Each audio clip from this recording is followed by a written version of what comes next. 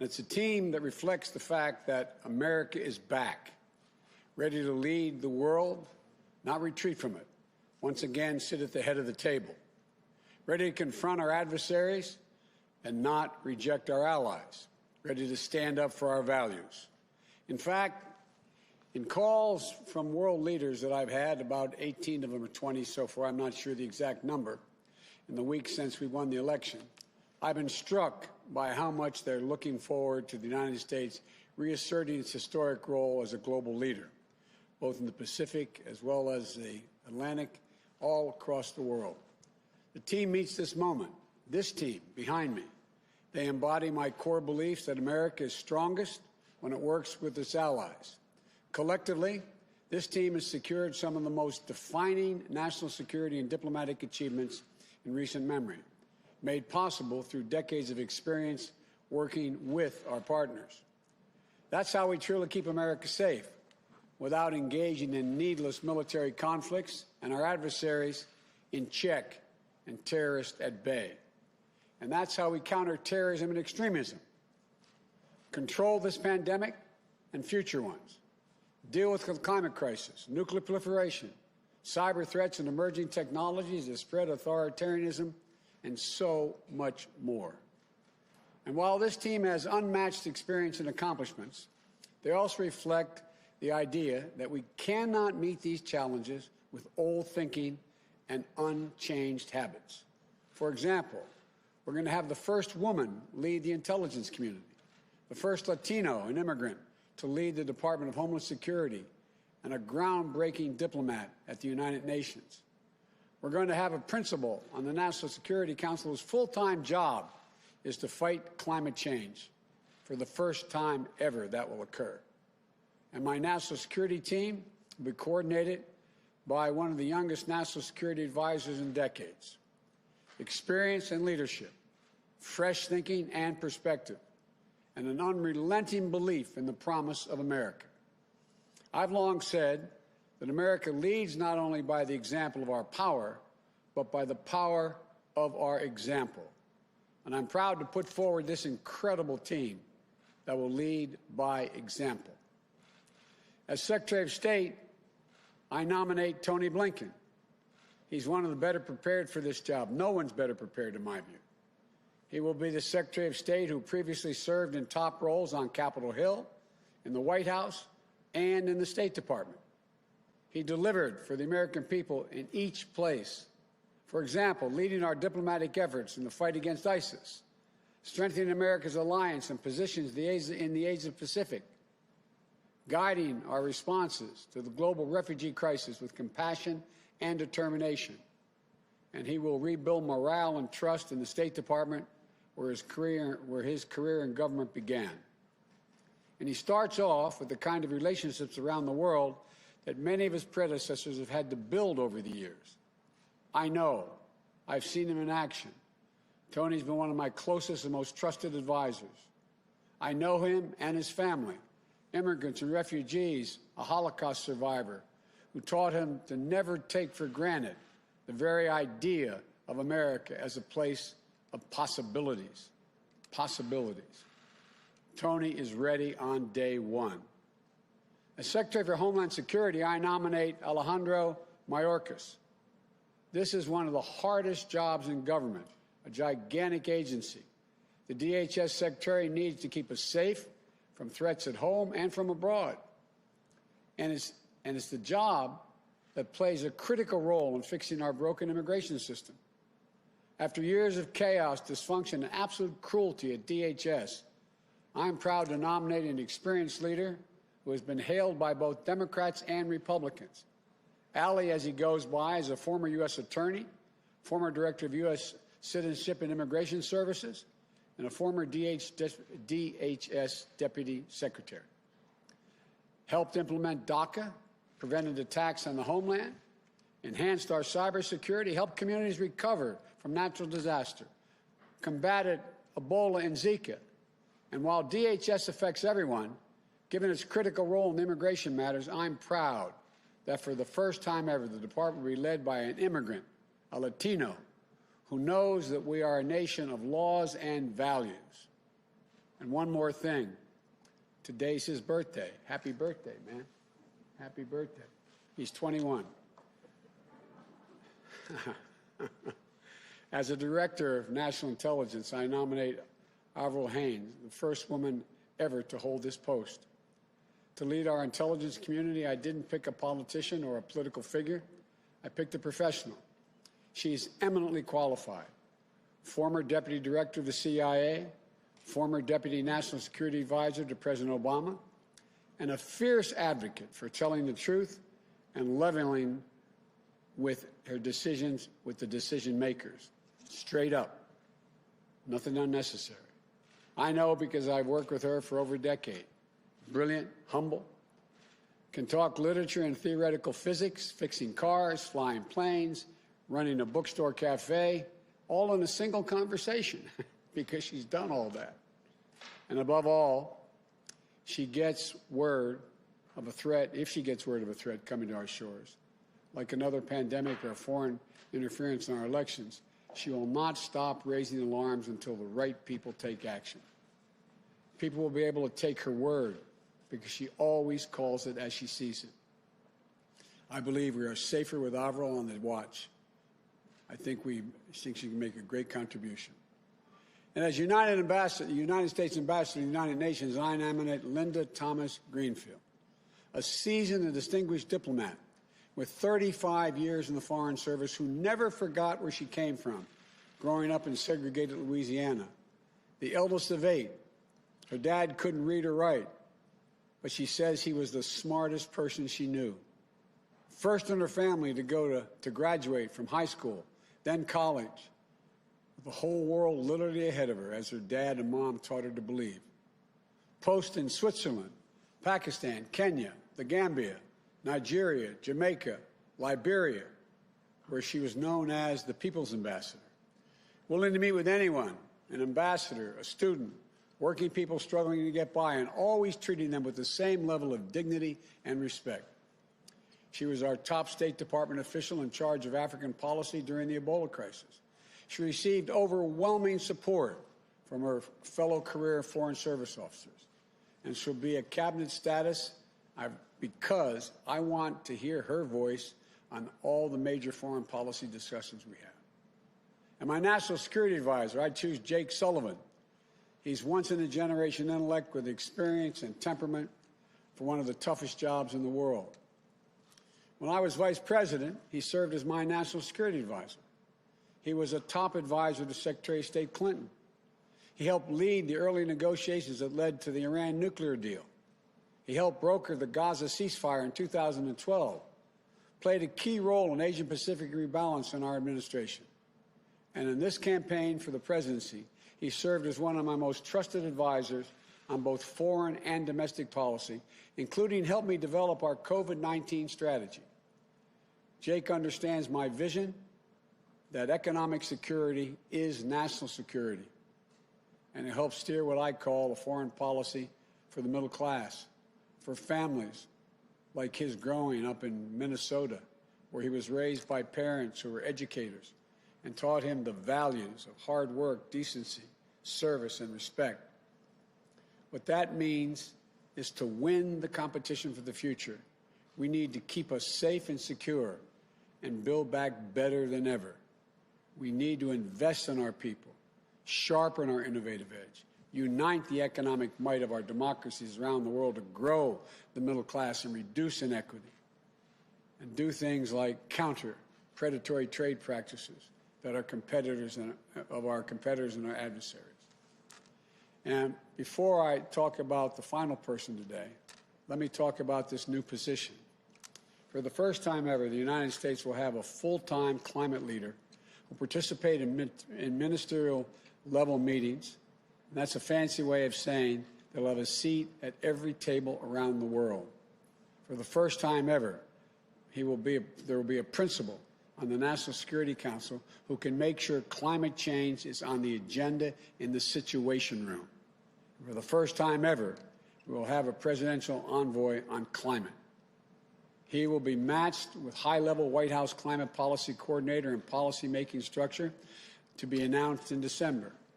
and that'll lead efforts here in the United States to combat the climate crisis, mobilize action to meet the existential threat that we face. Let me be clear. I don't for a minute underestimate the difficulties of meeting my bold commitments to fighting climate change. But at the same time, no one should underestimate for a minute my determination to do just that. And as for the man himself, if I had a former Secretary of State who helped negotiate the Paris Climate Accord, or a former presidential nominee, or a former leading senator, or the head of a major climate organization for the job, they would show my commitment to the United States and the whole world. The fact that I picked the one person who is all of these things speaks unambiguously to my commitment. The world will know that with one of my closest friends, John Kerry, he's speaking for America on one of the most pressing threats of our time. No one I trust more. To this team, I thank them for accepting this call to service.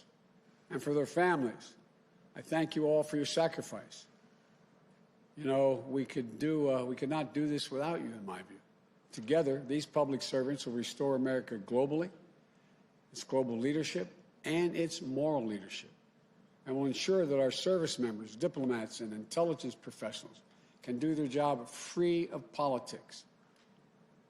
They'll not only repair, they'll also reimagine American foreign policy and national security for the next generation. And they'll tell me what I need to know, not what I want to know, what I need to know. To the American people, this team will make us proud to be Americans. And as more states certify the results of this election, there's progress to wrap up our victory. You know, I'm pleased to have received the ascertainment from GSA to carry out a smooth and peaceful transition of power, so our teams can prepare to meet the challenges at hand, to control the pandemic, to build back better, and to protect the safety and security of the American people. And to the United States Senate, I hope these outstanding nominees received a prompt hearing and that we can work across the aisle in good faith to move forward for the country. Let's begin that work to heal and unite. To heal and unite America as well as the world. I want to thank you all. May God bless you. May God protect our troops. And now I turn this over, this new team, starting with our next Secretary of State, Tony Blinken. Get my mask here, Tony, so I don't get in trouble. And we're going to clean off the podium.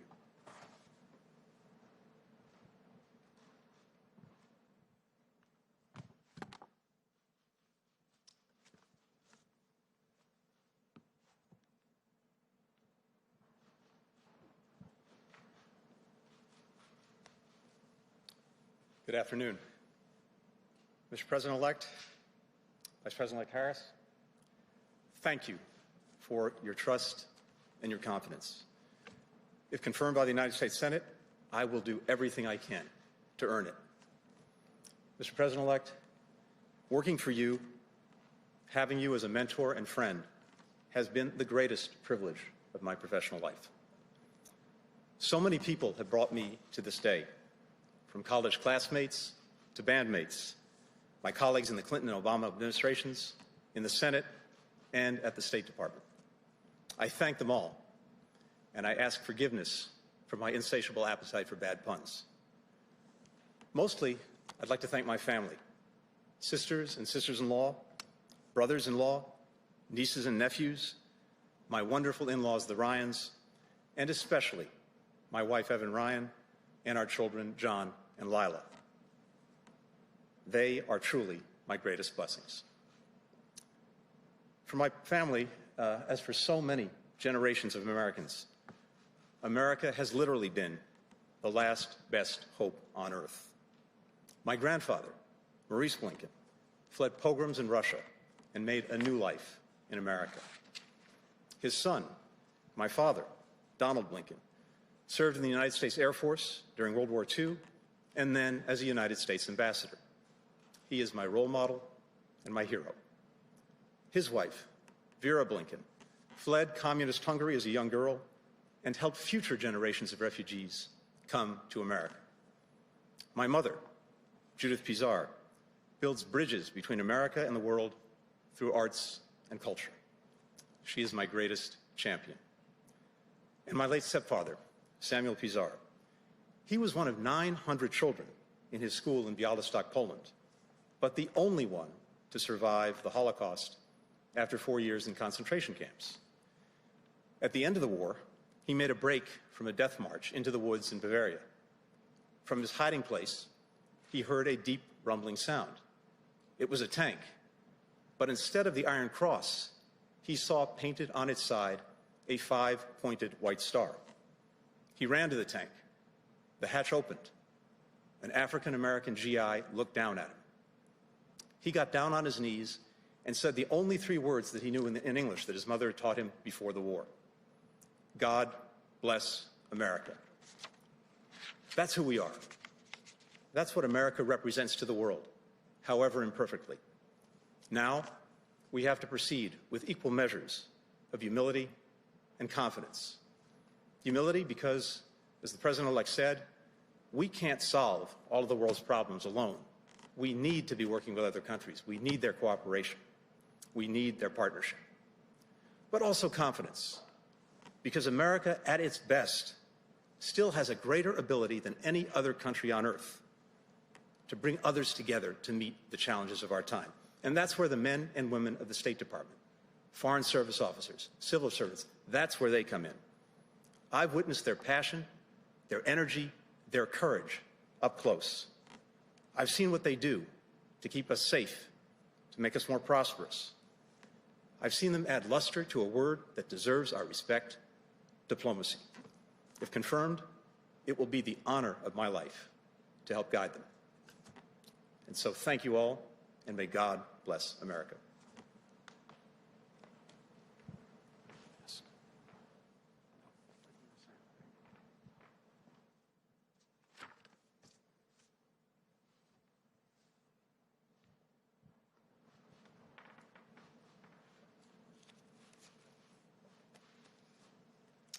Good afternoon, Mr. President-elect, Madam Vice President-elect. Thank you for placing your trust in me to lead the Department of Homeland Security.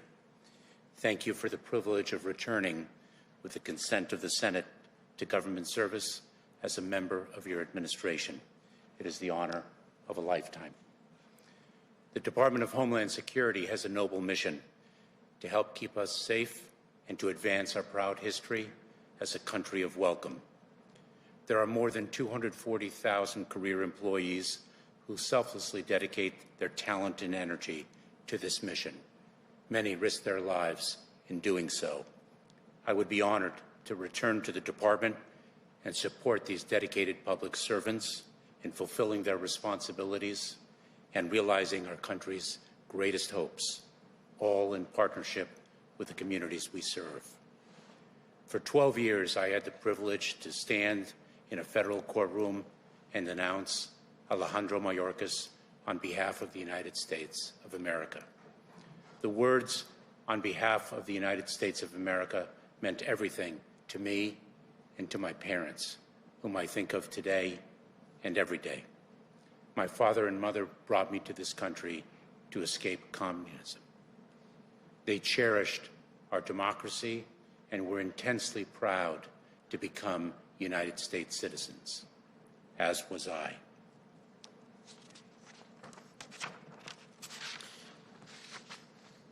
I have carried that pride throughout my nearly 20 years of government service and throughout my life. My parents are not here to see this day. Mr. President-elect, Madam Vice President-elect, please know that I will work day and night in the service of our nation to ably lead the men and women of the United States Department of Homeland Security and to bring honor to my parents and to the trust you have placed in me to carry your vision for our country forward. Thank you. Thank you. Good job.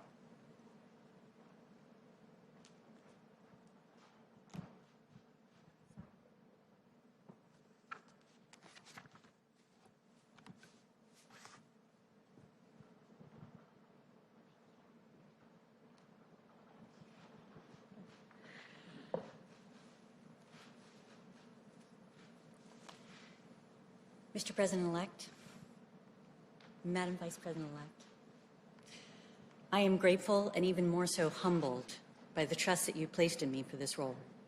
I'm especially honored to be standing not only by your side, but also alongside some of the most talented and inspiring public servants this country has ever seen.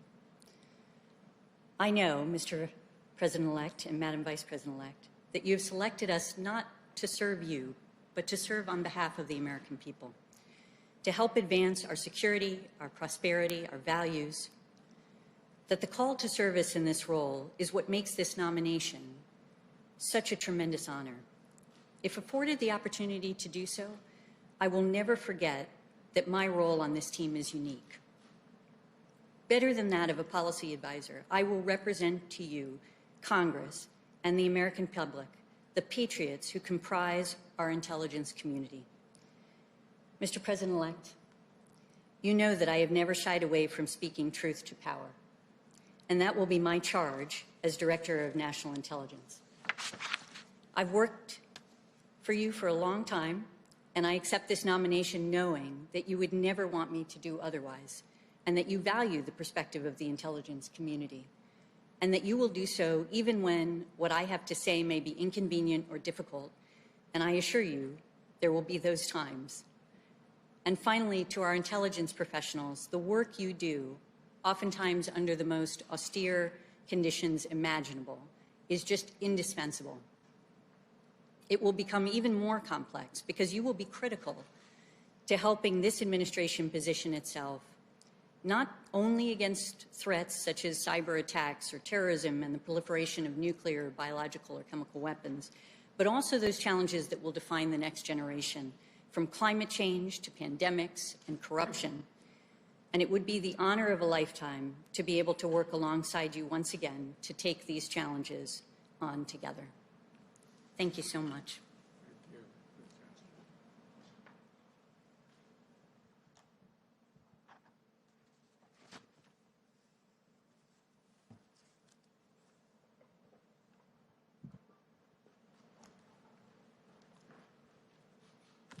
Good afternoon, Mr. President-elect, Madam Vice President-elect. I'm humbled and honored by the trust that you have placed in me to become a member of your cabinet as ambassador to the United Nations. In the years that I've worked in government, I'm always struck by how only in America would we be where we are today, where life can be hard and cruel, but there's hope in the struggle. There is promise in our dreams, where you learn to believe in yourself and that anything is possible. Like both of you, I learned from my family. Mr. President-elect, thank you for those generous words that you said about me. My parents had very little back in Louisiana where I grew up, but they gave me and my siblings everything they had. And I know how proud they would be of this day.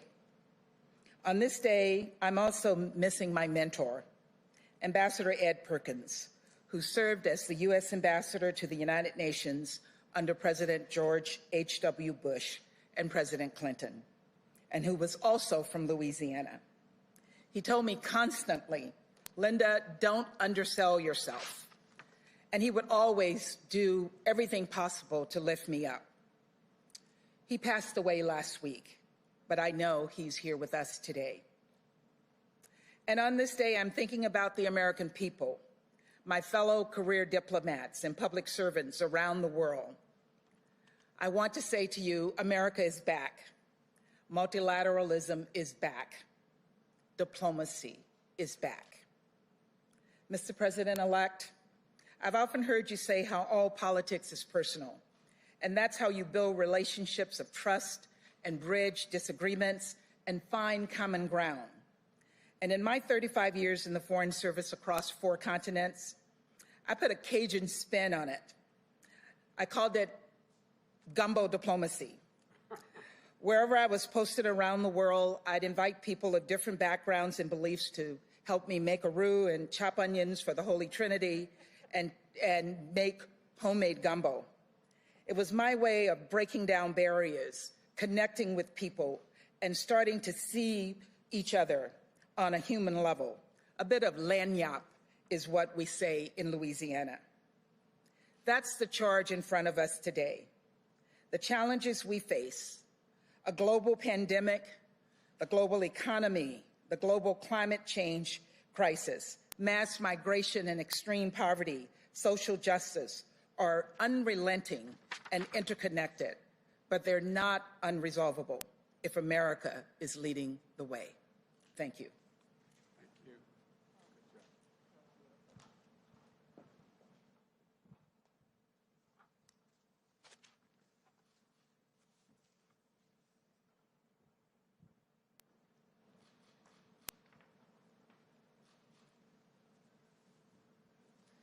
Mr. President-elect, Madam Vice President-elect, thank you.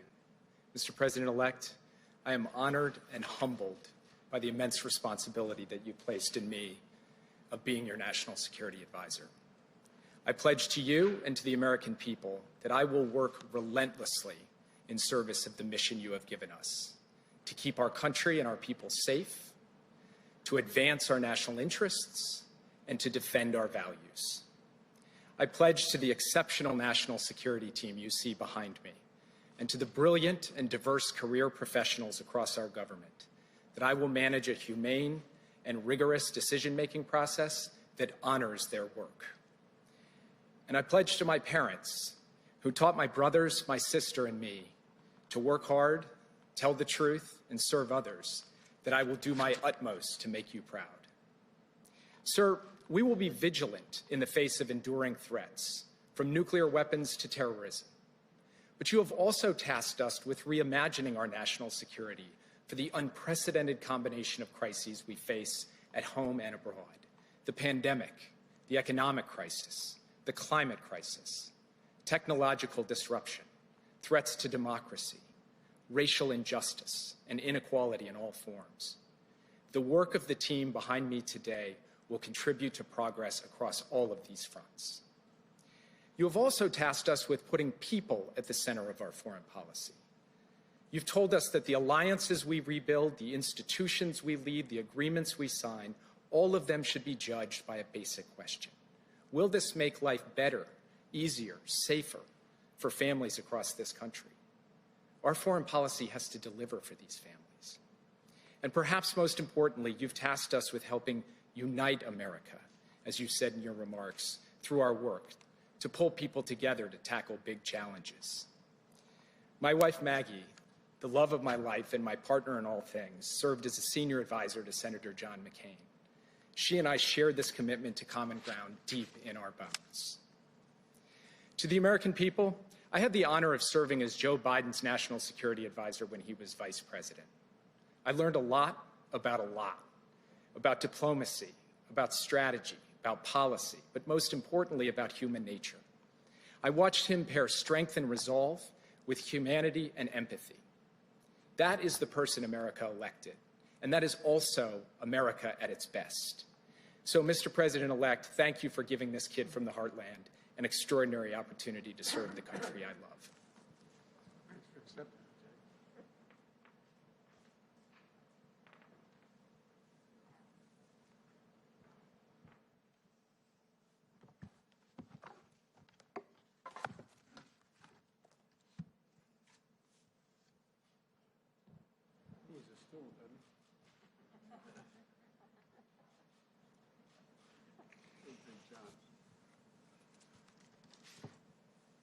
Mr. President-elect, Vice President-elect Harris, thank you, Mr. President-elect, for your generous words. And most of all, thank you for the trust and the responsibility of this appointment. I will do all in my power to live up to your expectations and to this moment for our country and for the world. And I begin by thanking my family for empowering me and encouraging me to take this task on. Secretary-designate Blinken, we've worked together for many years on the Foreign Relations Committee and at Foggy Bottom, and it will be a huge pleasure to partner with you again. You will be a terrific secretary. Mr. President-elect, you've put forward a bold, transformative climate plan. But you've also underscored that no country alone can solve this challenge. Even the United States, for all of our industrial strength, is responsible for only 13% of global emissions. To end this crisis, the whole world must come together. You're right to rejoin Paris on day one, and you're right to recognize that Paris alone is not enough. At the global meeting in Glasgow 1 year from now, all nations must raise ambition together, or we will all fail together. And failure is not an option. Succeeding together means tapping into the best of American ingenuity, creativity, and diplomacy, from brain power to alternative energy power, using every tool we have to get where we have to go. No one should doubt the determination of this president and vice president. They shouldn't doubt the determination of a country that went to the moon, cured supposedly incurable diseases, and beat back global tyranny to win World War II. This kind of crisis demands that kind of leadership again, and President Biden will provide it. The road ahead is exciting, actually. It means creating millions of middle-class jobs. It means less pollution in our air and ocean. It means making life healthier for citizens across the world. And it means we will strengthen the security of every nation in the world. In addressing the climate crisis, President-elect Joe Biden is determined to seize the future now and leave a healing planet to future generations. 57 years ago, this week, Joe Biden and I were college kids when we lost the president who inspired both of us to try to make a difference. A president who reminded us that here on earth, God's work must truly be our own. President Joe Biden will trust in God, and he will also trust in science to guide our work on earth to protect God's creation. Mr. President-elect and Vice President-elect Harris, I look forward to getting to work. Thank you.